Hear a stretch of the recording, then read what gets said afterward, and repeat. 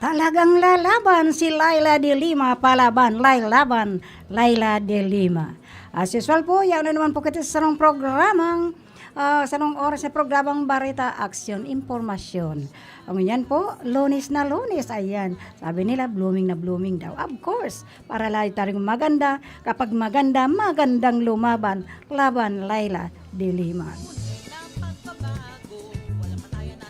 Sa tuya pong makakaibanan ngunyan, may pong iba kung di sa technical side. Andyan po si Sir James, si James Toriano Oko, alias plato ba yun? Sabi nila plato daw ng adobo.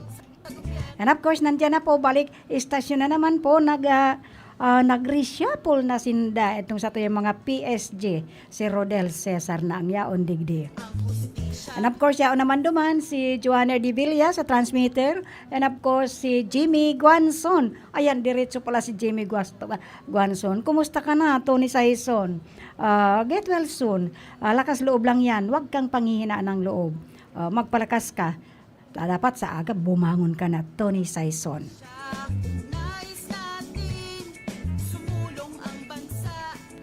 Okay, si Lene Robredo po, kampo ni Lene Robredo po, winarni nga ng mga peddlers about fake news sa caravan kits. Ayan po, ayan, talagang marami na pong nanluloko sa nakikita ninda. Regular special holidays daw in Pilipinas 2022, October 29. Proclamation number 1236 declaring the regular and special working and non-working holidays for next November 2, All Souls Day. Bakit inalis niya yung November 1? Porque All Saints and All Souls Day? Siguro kasi Antichrist nga siya. December 24, Christmas Eve, and December 31, New Year's Eve will remain as special holidays, working holidays on 2022. Alagid.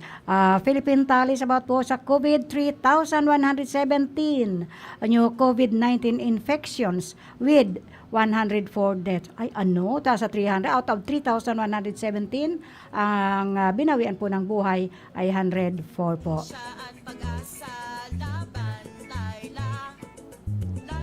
Okta support call to Palace NCR under level 2 workers who will not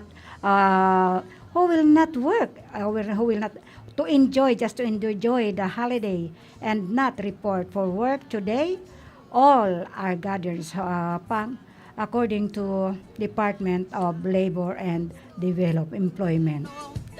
Siyempre po, pag ito raw ngayon na October 31, November 1, November 2, no work, no pay, ay ang saklap naman, wag naman.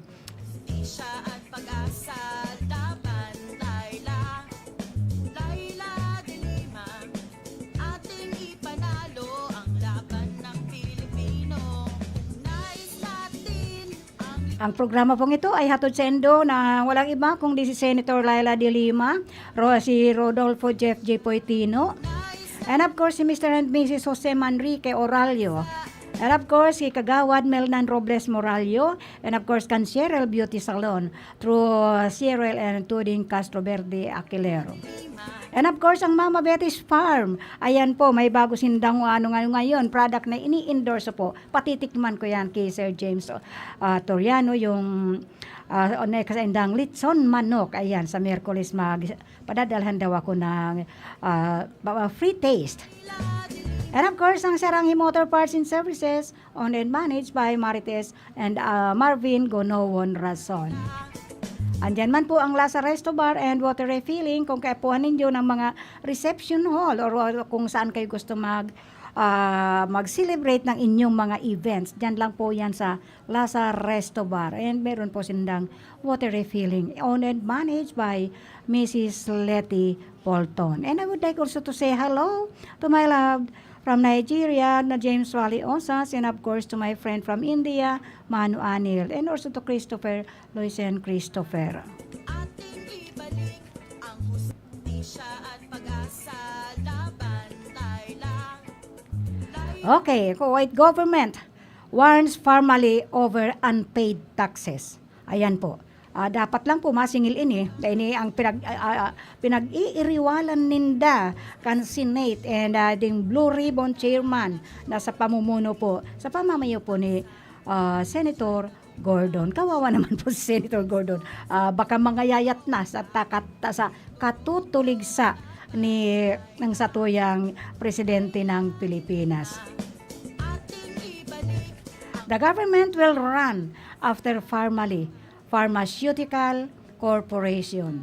Kung hindi sila, if proven that it did not pay the proper taxes, kapag hindi sila talaga nagbayad ng tamang taxes, talagang hahabulin sindakang BIR. Kaya dapat pay the proper taxes after bagging multi-billion po peso contracts to supply the government with pandemic equipment.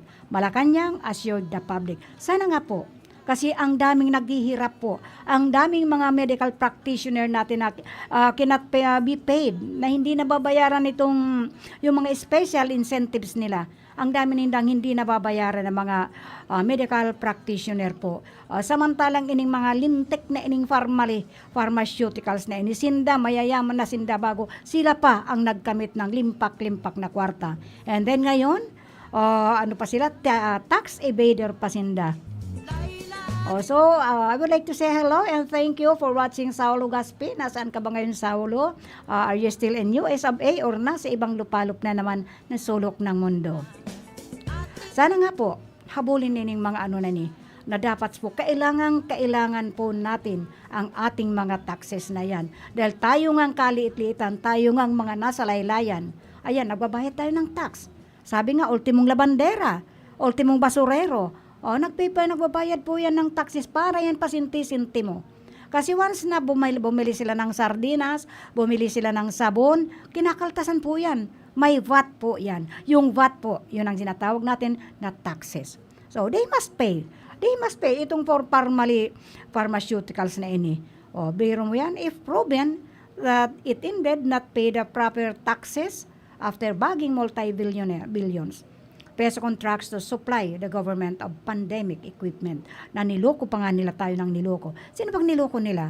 Not only sa mga kaalyado nindang nakaupo dyan. They are the administrator of our government. Ba't ganong ginagawa nila? So, dapat lang the government, Malacanang assured the public. Palace spokesperson Harry Roque. Harry Roque Jr., please lang. Huwag ka namang magbulag-bulagan. Hindi ka lang nagbubulag-bulagan kundi bingi ka pa. Ano bang masasabi mo dyan ngayon? Ngayon naghuhugas kamay kayo dahil mag-i-eleksyon. Paano na yan? Ano masasabi ninyo yan? Lumalambot kayo ngayon dahil nakikita nila na medyo kumukulilat ang kanilang survey. Pero nga sila pang nagpapasurvey kayan. So, magkatayo pong mga taong bayan po. We must be vigilant of what is happening sa ating mga namumuno sa ating gobyerno ngayon. Ining mga nasa taas, tasinda ang nagpapabagsak sa atin na nasa baba na nga tayo, pilit pang pinapabagsak. So, everybody, we must be all vigilant. Sabi ko nga kasuod ang pigtapik ko, bumoto tayo ng tama. Bumoto tayo na mga konsensya. Those who are mga hindi nakapag-registered, ayan po, nag-last day na kita nung Sabado. So sana, Palace spokesman Harry Roque Jr. made a statement after Senate Majority Floor Leader na pinag-uusapan nila yan ni Minority Floor Leader Franklin Drilon. Si Franklin Drilon po bared that the firm did not pay income tax. very firm po ang paninindugan ni Senator Drilon na talagang the firm did not pay income taxes and even claimed a tax credit. Just imagine, hindi na nga nagbayad ng tax, nagki-claim pa po. Nagki-claim pa ng credit nila. Ano ba naman ito sila? Wala bang kabusugan? Oy, ano kayo dyan? It is gluttony. O although it is not a pagkain, hindi ba kayo makontento sa kinikita nyo? My goodness. They even nagki-claim pa ng credit. Ano bang gusto nyo palabasin dito sa Pilipinas? Worth over 96 million. Just imagine 96. Claim a tax credit worth over 96 million. You know, maski pa 1 million yan. Ang laking bagay po yan sa ating mga frontliners. Itong sa tuyang mga medical practitioner po. Ang dami nang namatay sa kanila because of lack of itong gadgets ay lack of PPS. Ngayon, itong formalin na itong mga bastos na to, nagki-claim pa tax credit worth over 96 million. Ano ba naman, my God? Patawarin mo na sila sa kanilang mga ginagawa. Senator Richard Gordon, chairman of the Senate Blue Ribbon Committee, also told the BIR, sinabihan daw, medyo nagkakaroon ngunyan ng pangil si Senator Gordon or nagpapakitang gilas because he is also aspiring for senatorial rate. Kaya ang the Blue Ribbon Committee chairman also told the BIR to please, BIR, stand up to come out and speak up. Dapat po, tumayo ang BIR dito. Magkaroon sila ng pangil, tumayo sila, lumabas sila, and magsalita sila. And correct the menace of corruption in our country. Huwag kayong matakot. Ngayon pa, marami nang kumakampi sa atin. Unti-unti na pong nasisilip ang katotohanan when it comes to corruption in our country. In this virtual press briefing, sinabi ni Roque na government would not tolerate firms with the tax liabilities. Dapat lang po. Dahil iningang mga simpleng mga empleyadong nasa laylayan. Ayan po, ining mga simpleng empleyadong nasa laylayan, nagbabayad po ng tax. Ang sabi ko nga, ining kaliliitan, itong mga nasa maliit, they are paying their taxes. Kahit po tayo, simpleng senior citizen na nga nawala nang ang kita na hindi pa napasama sa social pension, kapag bumili po yan ng tinapay, bumili po yan ng, yun sinasabi ko nga, noodles na nga lang, may tax pa po yan. Because meron yan na kaakibat na VAT na binabawas when you pay what you are going to pay in the counter of all those stores po. Ayan po. We are paying our taxes, but ining mga lintik na ini, na kumita na nga ng milyon-milyon, kumita na nga, nag-overpricing na nga, itong mga koruptong ini, tapos still asking, nagkiklaim pa ng tax credit. Just imagine, tax credit of 96 million. Sana man ang mga senators, wake up. And of course, ining BIR, you have to stand up, get out, and speak up. Magtulungan po kayo mga government officials na wag naman po kayong baw lang na puro yes sir, and takot kayo na maimbestigahan and takot kayo na magawaan ng mga fabricated na issues para sa inyo. So, mag-ayos-ayos po tayo. You have to stand for the people of the Republic of the Philippines. Mas marami po ang mahirap kaysa sa mayaman. Yan po ang tandaan natin. Mga government administrators, mas marami po ang naghihirap kaysa kanilang mga mayayaman na sobra-sobra pa kung magpayaman. Dapat po, maintindihan to po yan. Huwag nating kalilimutan na you are elected by the people and the people, so you have to serve the people because you are elected by the people. Okay? Naintindihan ba ninyo yan? Imposible namang hindi ninyo naintindihan. Mga, ano po kayo, mga masyado po kayong mga you are educated, well educated, but sa mga inaasta ninyo ngayon, the way you work in the government, para bang mga mal-edukado kayo. Just imagine na yan, niloko na nga tayo, nag-overpricing na, naging corruption na yung PPS na yun, and then ngayon, ay ano ba naman itong parmali na to? Ano ba naman itong parmali na to? Na umaasa pa ng tax credit. O di bali nga ni kung tax credit lang of 1 million. Hindi eh. 96 million. Just imagine. Ilang tiyan po ang mabubusog kayan. Talo ang laban ng Pilipino. Laban, Laila de Lima. Ating ibalik ang hustisya at pag-asa. Hello to Marilyn Alvar Orbon who is watching right now. Thank you very much. Good afternoon, mate. Puso. Lagi ning may paalala sa akin. Hindi, I'm relaxed. Ganyan lang talaga ako pag nagsalita. About naman dito sa sinasabi nga ning Robredo Camp Worms. Minawarningan po yung mga peddlers ng mga na wag naman ninyong sirain itong aspiring nga si Pink about the caravan kits, caravan kits. Fake news po. Ini mga peddlers na fake news about the Pink Caravan. Wag naman pong ganun. Hindi tayo ganyan. Porque ba wala na kayong maisip kung anong dapat? Ngayon, ayan na kung ano-ano pinaggagawa ninyo. Binubusog ninyo ng itong mga fake news na ini. Hello also to Sabir J of Bangladesh who is watching. Okay, my friend. Thank you for watching the program. Nais natin ang liwanag ng bukas. Tayo na't lumaban, ibalik ang hustisya. Ang sabi kasi, ang ibig sabihin nitong pinag-iinitan na itong pinapalabasan na ng mga fake news ni BP Leni. The spokesperson of BP, Vice President Leni Robredo, has announced the formation of a group of volunteer lawyers that would go. Ayan, nagpo-form sila. Itong mga lawyers na kakampi, ng ating kakamping, ay formation of a group of volunteer lawyers that would go. Ayan, hahabulin kayo. After individuals claiming they bribe people to join her nationwide caravan. Ano ba yan? Wag kayong ganon. Diba?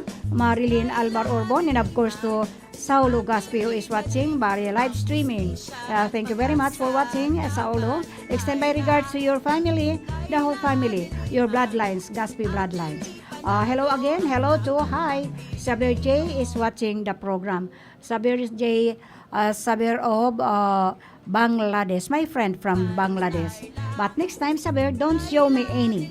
I'm on my program. So, hello also to Gina Cabarles who is watching right now. Itong tumatakbo itong inaano ko. Ano ba yan? Ang sabi ni Leni Robredo, mga nag-iipon-ipon sila. They are forming a group to fight for this mga inaabuso na po ining lakad po ining takbo po ni BP Leni Robredo. Mukhang umabot na tayo sa punto na kailangan ng turuan ng leksyon. Yes po, dapat lang po yung mga trolls na sinisiraan ka ng gusto. But wag ka po, BP Leni, wag kang bababa sa nila, sa level nila. Tama yun, to form a group of attorneys na hahabol po sa ikay ni mga naninirang ini sa'yo. So, kailangan ng turuan ng leksyon itong mga gumagawa ng mga ganitong klaseng mga kwento-kwento. Her office spokesperson, Barry Gutierrez, said during the radio showbiz, Biserbisyong Leni, every Sunday po yan. He was reacting to alleged bribery claims circulating online following the volunteer drive-in nationwide. Ayan po, motorcade in support of Robredo's presidential bid. Ayan, nagkakalukuhan na po. Gutierrez already denied reports on an alleged caravan kit provided the individuals who participated in the motorcade. Just imagine po, a photo of the caravan kit showed it had a 100 peso bill, a snack bar campaign, stickers, pink face mask, and a letter urging the recipient to vote for Leni Robredo. Ganon? Ano ba yun? Sobrang nagulat kami. Nakakagulat nga naman. From north to south, talaga yung participate nation one masyado pong participated po ining pink caravan na ini. So talagang ganon talaga. Sabi nga weather lang yan. Ang sabi ni Marilyn Alvar Orbon, ang sabi ng formally deducted daw ng VAT from the payment they receive. The problem is hindi na makita kung saan napunta ang pera dahil hindi naman napunta sa BIR. Yun na nga eh. That's why the BIR should stand up. Stand up BIR. You have to stand up, wake up, and confront them. Dapat lang sindang magbayad. Dahil talagang mahirap yan. So, grabe.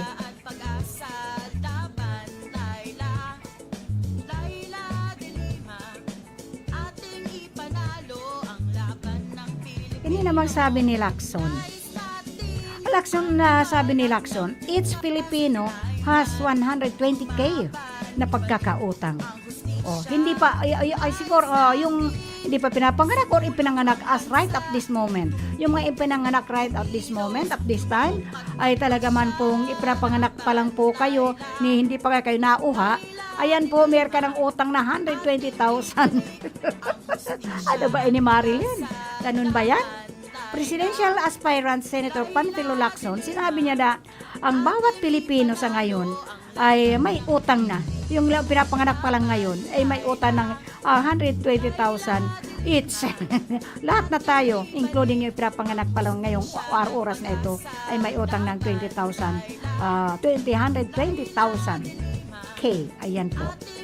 Lacson, who is personally addressed attendees of his Senate President Vicente Soto, third online kumustahan in Mexico, Pampanga, sinabi ng that the national utang is projected to reach a staggering 13.42 trillion by June 2022. Just imagine, my God. Ano ba yan? Staggering. 13.42 trillion by June 2022. Nakakatakot naman to. Hindi pa nga pinapanganak pa lang ngayon, may utang na. This is compounded by the problems brought by the pandemic. Ito kaya po ay ang unang ipinagdahilan na dito itong pandemic. At nasaan yung budget na yan ng pandemic na yan na until nga now, yung do sa mga frontliners ay hindi pa rin. Ang dami pang hindi nakakatanggap nung incentives nila, yung extra incentives nila. Wala pa rin, ang dami pang hindi nakakatanggap. Kaya sana nga, how I wish na ining mga doctors magising na at nagigising na nga. Pero isinasaalang-alang pa rin nila ang pag-aalaga dito sa mga COVID-19 victims na ini. Kawawa naman kung sila madadamay pa. So, this is compounded by the problems brought by the pandemic, which has negatively affected Filipinos' health and the country's economy. Ayan, kumakampi rin si Lacson Ang pandemya, di natin alam kailan matatapos. Pangalawa, dulot ng pandemya, lumobo ang pambansang utang. Yun ang katwiran nila Puro doon sa pambansa pandemic ang dahilan nila. Ano na yung ano pa yung nasaan pala yung yung ano ba yun, yung build. Nasaan na? Yung mga inutang nila sa China. Ayun. Di sana yung build na yun. Dahil nag-advise nga noon na yung mga barangay, yung mga budget namin sa infra, gamitin muna doon sa relief pang pandemic. Bakit yung national budget? Nasaan na? Di sana isinaintabi muna yon. At inuna ining pandemic na ini. Inuna ang pangangailangan nitong mga victims. Inuna ining pangangailangan ng mga nagsiserbisyong mga medical practitioner. Hindi yung idinahilan lang nila yung pandemic. Hindi pa yan kasi sa mga Marilyn Alvar Orbon Hindi pa yan kasi sa mga inutang. Isa nitong inutang lang ni Marcos, hanggang 2025 pa magbabayad ang mga Pilipino. That's true. Hanggang 2025 pa. How if? Paano mababayaran? Ini mga nakikinig sa akin ngayon. Paano mababayaran niya na inutang pang na nag-umpisa ng utangan? Sa totoo lang naman talaga, sa pagkakaalam ko lang po ang utang ng Pilipinas ay nag-start po during the time of the Marcoses. O ngayon, paupuin na naman ninyo another Marcos para tuloy-tuloy tayong lugmok. O, para tuloy-tuloy tayong lugmok sa kautangan. Ano ba? Wala na ba tayong kasiyahan? Wala na ba tayong kakuntintuhan? O, yan ang mahirap dyan. Diba, Marilyn Alvar Orbon?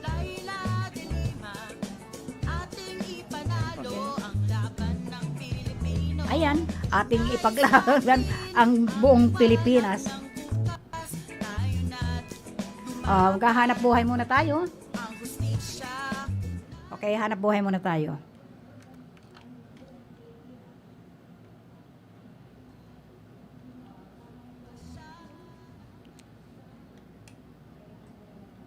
This time check is brought to you by Senator Leila de Lima. Ang oras na ini, dara po sa Indukan Losenya Electrical Supply para po sa madikalidad na electrical product. Day po kaling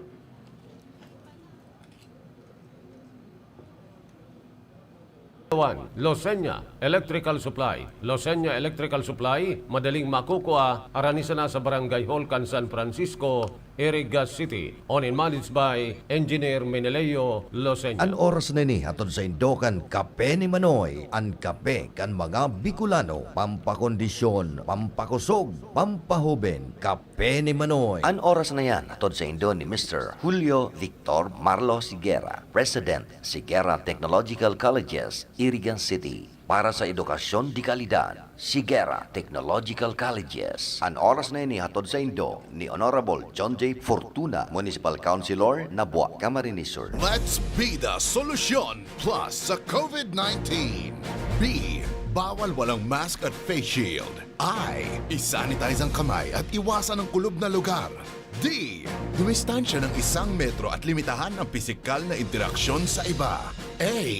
Alamin ang tamang impormasyon.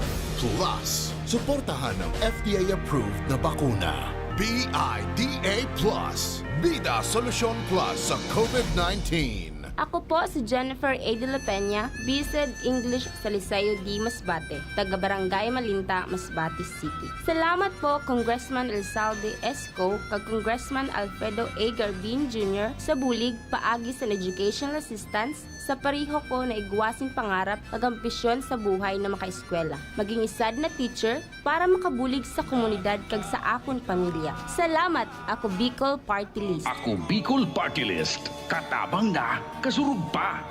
Isa po sa mga natulungan ng kidney care. Ma'am, pangalan po natin at taga saan po tayo? Ako si Winnie Di Mayuga. Ako ay 58 years old. Ako talaga ay napakahilig sa maalat. Lahat ng kinakain ko, gusto ko talaga maalat. Ako'y nakaramdam ng kakaibang pakiramdam, kaya ako'y nagpa-check up sa doktor. Ay nagpa-request sa laboratory ng creatinine ko, pa-check upan ko daw. Ay naku po, pagkataas, above normal Ngayon, ako muna nag-pray kay Lord. Ay itong si Lord, napakabuti. Nagpadala siya ng tao sa akin na nag-aalok nitong kidney care. Ay agad-agad ay aking sinubukan ito. Ngayon, nung maka 1 buwan, ay napakagaling ng kidney care na ay normal na ang aking creatinine Salamat din sa kidney care. Ang Kidney Care ay mabibili sa Mercury Drug Store at mga suking butika. Nanlalabo na ba ang inyong mga paningin? O kailangan mo ng proteksyon laban sa radiation? Ano pa ang hindi hintay nyo? Pumunta na sa The Vintage Optical. Ang optical para sa lahat. Visit us at the ground floor, Gaisano Capital, Barangay San Roque, Iriga City. We offer free computerized eye examination. Free frame. Lente lang ang babayaran. Starts at 999 complete eyeglasses with anti-radiation lens. The Vintage Optical, the widest selection of optical signature frames and sunglasses. The Vintage Optical, ang optical para sa lahat.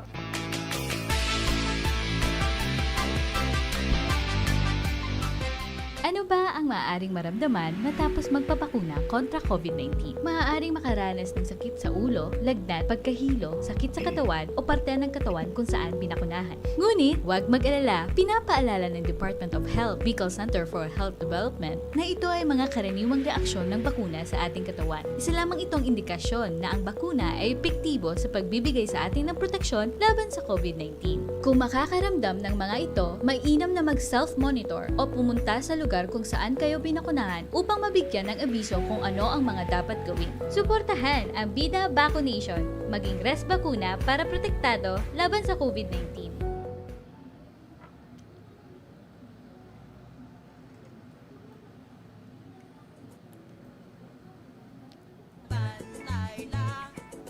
Laila de Lima, ating ibalik. Okay, balik na naman tayo. Ayan nga, hanggang 2025 pa. So, ang inaano ko dyan na ipaabutin itong utang na to, itong ang staggering amount of 13.42 trillion by June 2022 pa. So, ano ba ang tanong ngayon? Sino ba ang magbabayad nito? Sino ba ang mag-a-administrar kainin? Si ang ating nanay ba? Ang isang boksingero? O isang butangera? Ay, naiwan ko ba? But anyway, ang ano pong ito, this is a compounded by the problems brought by the pandemic. Problems brought by the pandemic which has negatively affected Filipinos' health and the country's economy. Yun na yun. Yan na nga.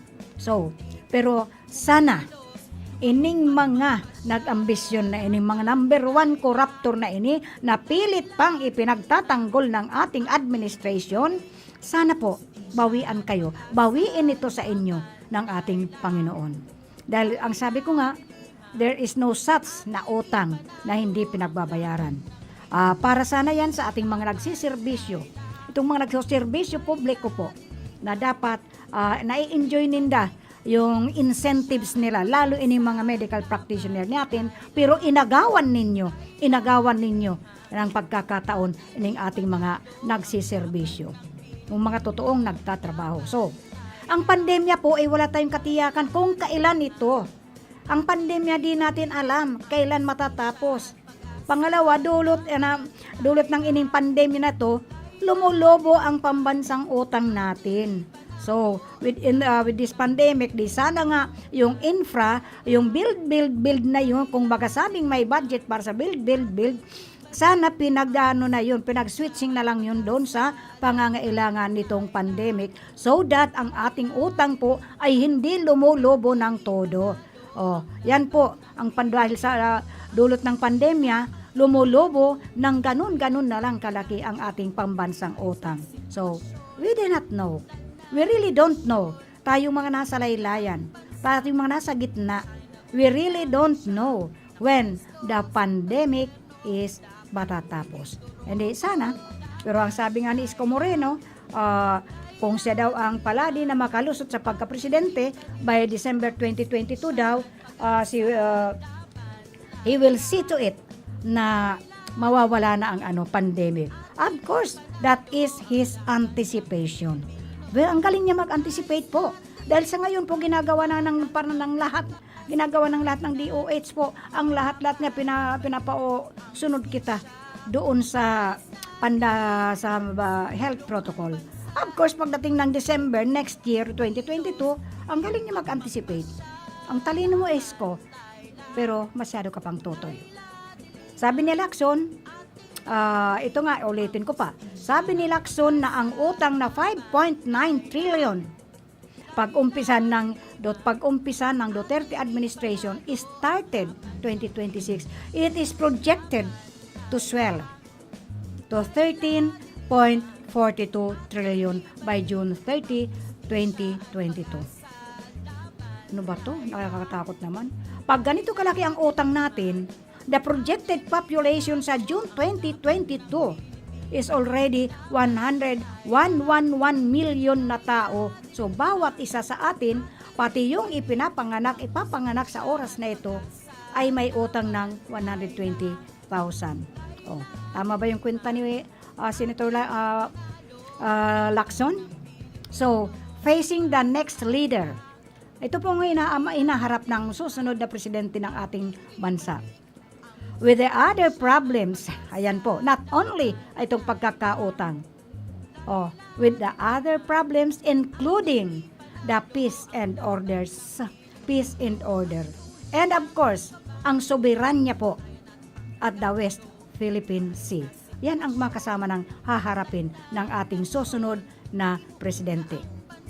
Ang pamilya po pag magulo.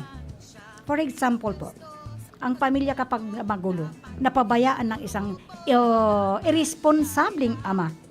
Sabi ko nga, ang nanay, kung sa bagay tutuusin, ang ama daw ang haligi ng tahanan. So, pag naging irresponsable ang isang ama, makakatayo pa ba ang isang tahanan? Kung wala ng haligi or kulang ng haligi, nabawasan ng haligi? Sa bagay, kung isang haligi lang yung bawas, pwede mo pang tukudan yun. Lagyan mo ng provisional na haligi, na poste. Okay, siguro yun. Lagyan ng panibagong poste. So, pag ganun na irresponsable ang tatay, of course, ang ilaw ng tahanan. And we are very sure na itong ating isang nanay na nagpapakananay sa buong bansa. Siya ang ilaw natin. Without the presence of tatay, ang isang ina ginagawa lahat ng mamarang paraan as much as possible. She will do everything para maaruga o mabigyan ng kalahat ng dapat maibigay sa isang anak. So, andyan po ang ating nanay. Si Kakamping. Ayan na.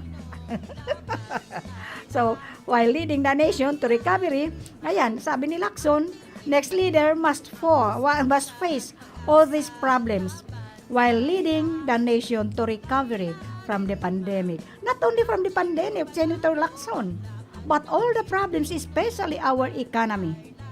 Kasi without economy, paano tayo unti-unting magbabayad ng iiwanan nilang utang? So, ang pinakamaganda nito, with this problem, the LGUs must be LGUs sa buong mundo, including us. Lalo na mga barangay, yung mga municipality. From barangay to municipality to provincial to regional. Dapat we must be prepared regarding this problem na haharapin natin on the next ilang buwan pa, ilang taon. So, what we have to prepare? We must be prepared to implement such project. Ito na nga, dito na kailangan yung mga livelihood projects. That, kaya lang minsan naman itong sa tuyang LGO o sa tuyang provincial or national, regional. Ang problema naman po kasi, anong livelihood ang maipupundar natin without, siyempre, kahit na livelihood po yan, nangangailangan po yan kahit maliit na puhunan. So, paano na tayo ngayon? So, we have to prepare these livelihood programs, lalo na sa mga drivers po. Sa mga drivers. Pag kayong mga drivers po, sa ngayon pa lang, pag-isipan na ninyo kung ano ang magiging livelihood programs ninyo. Dahil mahirap po. Sa ngayon po mag-isip-isip tayo kung sino man ang susunod na upo, kung sino ang susunod na administrator natin. We must be prepared. Mag-isip na tayo, how can we, paano tayo magsusurvive sa ining lugmok po na ekonomiya natin. We have to prepare the livelihood programs. Magtanim po tayo. We have to plant. Dahil sa ngayon nga, sa mga tanim-tanim lang natin, medyo nagsusurvive tayo. Lalo tayo mga nasa probinsya. Andyan ang kahit gulay-gulay na lang, hindi na tayo bibili. Mayroon tayong sariling mga isda dito. So, lalo itong mga senior citizen. You must be strong. Mga senior citizen, you have to receive your vaccination, especially the anti-pneumonia, para maging malakas po tayo. Kasi pag malakas po tayo, of course, malayo po tayo sa anumang kahilangan. So, ito namang pagpapropose ni Congressman yung sa Makati, itong improve ayuda. Tama po nga naman, binudget na niya. Kasi tapos na yung budget po. It is only for the approval of the Congress and approval by the Senate. Sana matuloy nga po yan na for every family. Not household po, Congressman Cayetano. Not for the household. As much as possible, every family. Nagkwenta ka na sana, it must be. Sana ma-realize yan Isulong mo na yan. At everybody, lalo na yung mga nasa laylayan, sana naman may exemption. Yung mga well-to-do, yung mga mapipera, yung mga mayayaman, wag nang isama dito sa ayuda that will empower facility the families amid the pandemic. Ang sabi ni Marilyn, hindi pwede i-divert ang funds from build to pandemic needs. Hindi papayag ang China dahil kapag ang project funded by the China, ang contractors ay Chinese din, natural. And Chinese din mga trabahador. Nangyayari na. Yes, it is really happening right now. O, nabed mo, nakita na natin yung mga, ano ba yun, yung sa mga sugalan nga. Ano ba yun, what we call that? Nawawala sa ano ko eh. Yung mga pogo. Ayan, yung mga pogo employment, ay empleyado ng pogo. Almost ano daw, yung mga nasa ano na, nasa puro almost mga Chinese. Oh, ano pang mangyayari doon? Dapat lang naman maging fair sila. Hindi yung dahil ka nga. At may gusto akong anuhin dito. Laban Laila. Okay, lalaban tayo. Talagang talalaban. So, lumaban tayo. Si Laila de Lima po, ayan po, ayaw mag-ano itong sa aking ano. Ayun, ayaw talaga. Ayaw yung babasahin ko, hindi ko mabasa. Eto po, sana makuha ko. Laila. Ang programa pong ito ay hatod po sa Endo ng Lazar Resto Bar and Holy Water Refilling, and of course nga po ining Mama Betty's Farm. Ayan, Marilyn, kung gusto mo pumunta ka dito kasi may ilulunsad kaming panibagong lechon manok. Magbe-free taste daw sa akin ang aking kumare sa sa Mama Betty's Farm. Ayan, ang sabi dito, pray for justice for all the victims of senseless killings. De Lima says in Ondas message. Ayan, may sa lahat po naghihinanyog. Si Senator Laila po, although she is in the house, detention house, nasa detention house po siya, hindi po siya nananahimik doon. He is always working. Ayan po, nagwo-work po siya. So, ano nga niya, sabi niya, pray for the justice for all the victims of senseless killings. De Lima says in Ondas message po. Ini po ang message niya. November 1, 2021. Opposition Senator Laila M. De Lima shared that she continues to pray and fight.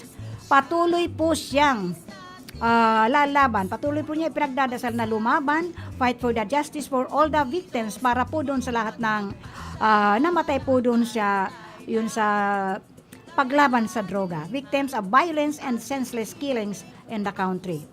In her message po for All Saints Day, All Saints Day and All Souls Day or Ondas. De Lima also Senator Laila said na constantly prays, nagdadasal siya for strength and healing of all the Filipino families who continue to suffer for the losing their loved ones and amid the pandemic. Ayan. Dalangin ko po ang patuloy na lakas, tatag at ano ba yan? Namimilipit ang aking dila. Kapanatagan, ayan, kapanatagan ng loob ng bawat isa sa atin. Sa kabila ng patuloy na pangungulila at banta ng krisis. Patuloy ko ring ipinagdarasal, hinahangad, at ipinaglalaban na makamit na ng mga biktima ng karahasan at pamamaslang ang hustisya, sabi niya. Sabi ni Senator Laila de Lima. Patuloy niya ipinagdadasal ang hustisya para doon sa mga ano bang tama, laban sa droga. Ayan. Yun na mga malawarang awang pinagpapapatay nila. Ipakita lang that they are fighting the illegal drugs. Kaya pumapatay sila. Pero dapat ang patayin nila yung mga drug lord. Ay, Diyos mio, ano ba yan? Dahil paano nga ba masasabing na mayapa sila kung patuloy namang naghuhumiyaw para sa katarungan ang pamilya ng mga nabiktima? Yung doon sa mga tukhang. Yun ang tanong niya. Yun ang tanong ni Senator Laila de Lima.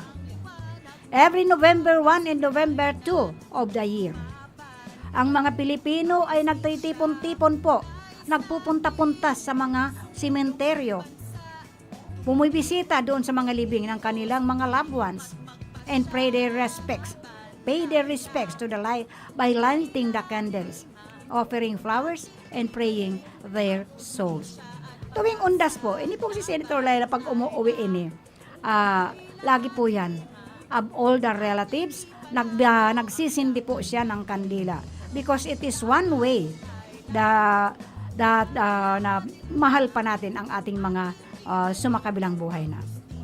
This year, just last year, however, maraming pamilya po will not be able to pay homage of their loved ones as local government units announced. Kaya nga, nag-umpisa po noong October 29 po hanggang November 3, sarado po ang lahat ng sementeryo. Ayan po. Kaya yung mga hindi pa nakakasindi, hindi pa nakakabisita sa mga mahal niyo sa buhay, pwede kayo mapunta November 4. Ito ang pangalawang undas na sa gitna ng pandemya. Yes, it's better nga this year, medyo nakapaglinis. Compared po last year na talagang wala, as in wala pong nakapunta sa sementeryo, kaya po sobra-sobra na po ang taas na po ng damo, ang grabe na po yung basura. Ito na po ang pangalawa, since na nagkaroon tayo ng pandemya. Hindi tuloy natin malubos ang pagsasama-sama sa pagdadala sa mga pumanaw na ating mahal sa buhay. Marami nga sa atin ang hindi na makakabisita sa sementeryo o makakauwi sa kanilang probinsya, si said. Kung ano nga itong oras sanang ito, kung wala tayong pandemic, ay sus Mariosi po, siksikan na yan ang gusto dyan sa sementeryo. At busy na po, busy na. I just don't know nga kung ang aking kapatid ay naghanda rin ng panghapag dahil sabi siyempre mag-aapag kita. Yan po ang kaugalian ng Pilipino. Na every November 1st hasta November 2, kasi November 1st po, ayan ang hindi malinaw. Linawin po natin. November 1 is All Saints Day. Ibig sabihin, ngayong November 1 ay araw po ng mga santo at mga santa. Bukas po ay araw All Souls Day. That is the day na ipagdiriwang natin at doon sana natin bibisitahin, doon tayo mag-iilaw. Sa bagay yung pamisa po, hindi lang naman sa undas ginagawang pagpapamisa sa ating mga mahal sa buhay. Any day po. Ang All Souls Day, yan po ang araw ng mga namatay na kamag-anak natin ng mga lahat-lahat na po. Ayan po, yung mga namatay na binawian na po ng kanilang hiram na buhay. So, ang pinakamaganda po yan, minsan kaya kapag namatay ng ating kamag-anak, very seasonal na po. Seasonal na ang ginagawa nating pagbisita, pagpamisa, any occasions po na inaalala natin ang ating mga mahal sa buhay. So, every Sunday po, pwede naman po natin na pamisahan ang ating mga mahal sa buhay. Dahil unang-una, ang dasal po, ang dasal and pamisa, ayan po ang number 1 na pagkain po ng ating mga kamag-anak na namayapa na. At least po bago tayo matulog, sa mga Kristiyano po, sa mga Katoliko, make the sign of the cross, dulutan ninyo ng 1 Our Father, 1 Hail Mary, Holy Mary, and Glory be. At pagkatapos nun, o bago ka pa, pag sign of the cross mo pa lang, sasabihin mo, 1 Our Father, Hail Mary, Holy Mary, Glory be, idinudulot ko po sa kalag ni, kung tatay man, wag nyo nang sabihin na ki tatay, ki itay, or ki papa, only the name. Pangalan po, katulad ko po, ang aking tatay po ay si Braulio. Ayan po. O minsan po si Braulio, ang nanay ko si Filomena, at ang asawa ko si Antonio. Sasabihin ko yan, 1 Our Father, Hail Mary, or 3 Our Father, Hail Mary, Holy Mary, Glory be, para sa kalag po. Idunudulot ko po sa kalag ni Braulio, ni Filomena, ni Antonio. Ganun po. Hindi po, wala na pong kasamang yan, wala na pong kasamang apelyido kasi patay po yan. O, ngayon, ang kaakibat nito, kaakibat ng ating pakikidalamhati at pag-unawa at pagdamay at pakikipaglaban para maibalik ang ang tama at nararapat para sa lahat. Ibalik ang hustisya. Yan po. Para kaikibat ng ating pakikidaramhati, pag-unawa, ang pagdamay at pakikipaglaban para maibalik kung ano ang tama at nararapat para sa lahat. Ibalik ang hustisya. Laban, Laila. Laban talaga para ang hustisya ay maibalik. Sana po, yun po ang mensahe ni Senator Laila de Lima. Paggunita sa undas. Pangalawang na ito na nasa pandemic tayo. Kaya dalangin lang po ang patuloy na lakas, tatag at kapanatagan ng loob ng bawat isa sa atin sa kabila ng patuloy na pangungulila at banta ng krisis. Patuloy ko rin ipinagdarasal, hinahangad, ipinaglalaban ang makamit na ng mga biktima ang karahasan sa karahasan at pamamaslang ang hustisya. Hustisya ang kailangan natin. Sa kabinala ng punang lahat. Ayan po. Patuloy tayong magmalasakit at damhin ang pinagdadaanan ng ating kapwa. Kaakibat ng ating pakikidalamhati at pag-unawa, ang pagdamay at pakikipaglaban para maibalik kung ano ang tama. Nararapat para sa lahat. Ibalik ang hustisya. Yan po ang makakahulugang muli isang ligtas at makahulugang paggunita ng undas. Ingat po tayo lahat. Yan lang po. So, dalangin po natin na sana maging mapayapa ang matapos na ang undas bukas, All Souls Day bukas, yung mga hindi pa nagpapamisa, pwede po kayong, may time pa po kayo para dumalaw sa November 4. November 4, pwede na po kayong bumalik sa sementeryo. Dahil ako nga po, hindi pa ako nakakadalaw sa sementeryo. Maraming hindi nakauwi. Sabi ko nga, itong oras na ito, kasagsagan na sana. Kasagsagan ng gusto ang mga tao sa sementeryo. Ngayon nga, marabuti nga ngayon, sinasabi ko, nakadalaw tayo. Pero nung last year po, ayan. So, ining si Leni Robredo po, talaga pong walang kapagod-pagos. Just imagine. Ginalugad niya na ang buong Bicol. Ayun po, ginalugad niya ang buong Bicol. So, sana nga, walang pagbabago, walang mabago, walang personalan. Ay gusto ko sanang talakayin itong, hello also to Cynthia De Limo is watching from Canada. Thank you very much, Cynthia.